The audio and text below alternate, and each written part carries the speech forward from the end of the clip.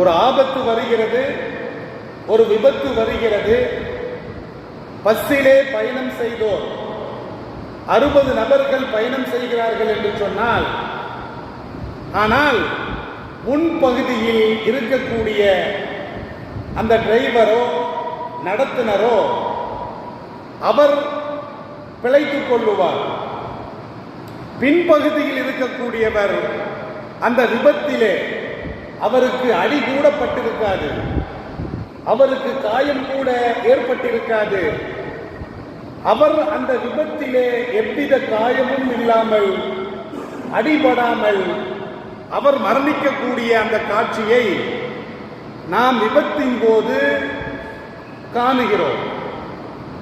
இதற்கு என்ன அப்படின்னா, அல்லாஹ்வுடைய நாட்டம்.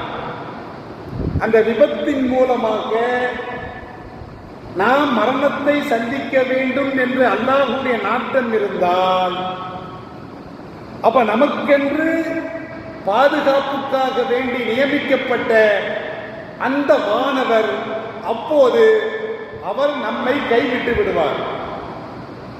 அல்லாஹ்வுடைய நாட்டம்.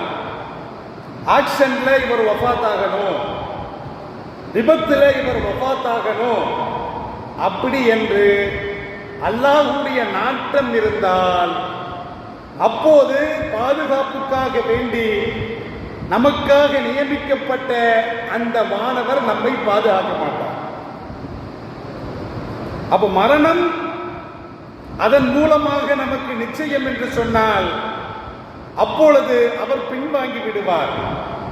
ஆனாலும் ஒரு விபத்தின் மூலமாக, ஒரு ஆபத்தின் மூலமாக நாம் அந்த விபத்திலோ ஆபத்திலோ மரணிக்க மாட்டோம் என்று அல்லாஹ்வுடைய நாட்டம் இருந்தால், அது எவ்வளவு பெரிய விபத்தாக இருந்தாலும் சரி, அது எவ்வளவு பெரிய ஆபத்தாக இருந்தாலும் சரி, அந்த சமயத்தில் நமக்கு முன்னாலும் பின்னாலும் பாதுகாப்பிற்காக வேண்டி நியமிக்கப்பட்ட அந்த மாணவர்கள் நம்மை அப்படியே பாதுகாத்து விடுவார்கள்.